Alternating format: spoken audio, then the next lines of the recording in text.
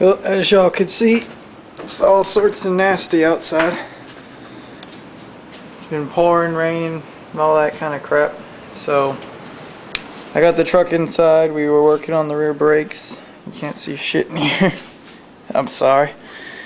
But we were working on the rear brakes and got those all buttoned back up. New adjusters in there. Put the little tiny tires back on it. And now what we're doing is fixing the trail damage on this side. Fun. As you can see, it had some dents. Now I'm just gonna say right off the bat, this is not the way I normally do body work. Usually I take all the dents out, take my time, weld up holes, and then use the little amount of filler I need and all that stuff. But on this, the window frame got ripped off. I had the wing mirror, which you can see in the bed right there. And what it did was it dented this whole door panel in, and it weakened the whole structure of the metal. So the door is really soft in this areas now. And I need to get this truck inspected. Doors are really cheap, so I don't care too much. Plus, this is going to have screw holes in it now. It's just not something I really care too much about anymore. With the price of these doors, it's just not worth taking my time and doing this the correct way. So what I did was, from the inside of the door panels, I sanded the area nice and good, and I used fiberglass mat and fiberglass resin, and I sealed it from the back side with fiberglass, which is a strong enough repair. And then on the front, what I did was I used a little bit of Bondo. Again, not the right way to use Bondo here. I'm not saying this is how I normally do it. I'm just doing it for this purpose because I need to get this painted. I need to get the truck out of the garage, and I'm not going to put it outside with Bondo because then the water will get on it and it'll rot it out.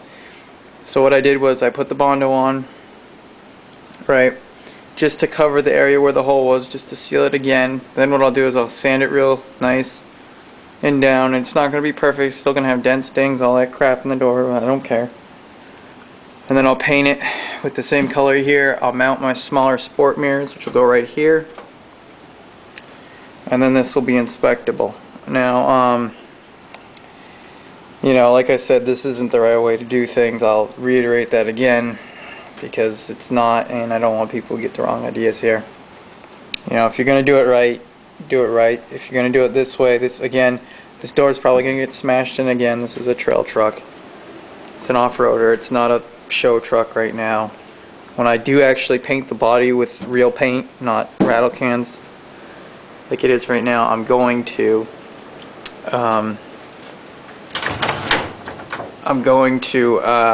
probably end up replacing the doors just to get rid of these holes. Also, we finished with the bed liner. Again, the light in here sucks. I'm sorry. So all the steps are bed lined, all the top rails. Came out pretty nice. This really isn't the right temperature to be doing Bondo work, and the bed liner will work up to really low temperatures. I put it on probably when it was 15 out maybe. Stuff, of course, it takes 2 days to dry, but man, it dried out nice.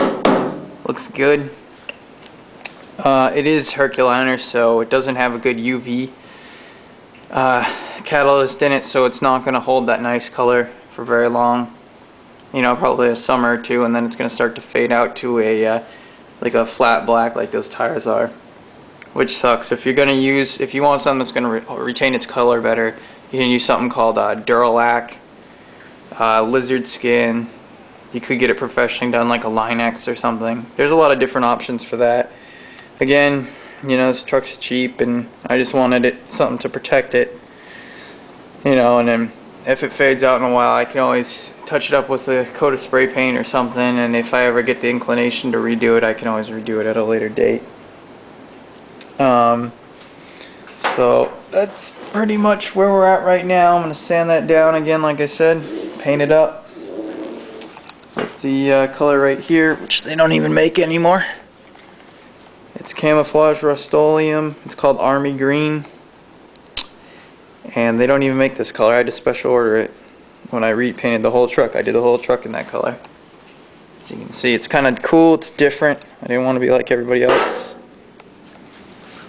Here's a good shot of our tailgate. Of course, if focus sucks. You can see we call the truck the Grinch. So what we did was we hand painted this on here. We made a stencil and then we used a neon paint and then it's clear coated over the top of it. That's not a sticker, we actually painted that. I'll get a good daytime shot some other time so you guys can really see, but it came out really nice. Did a little detail work on the tailgate, you know. Give it a little character. Again, same situation on this side, except this side the mirror didn't get hit by a tree. So the door's actually really straight.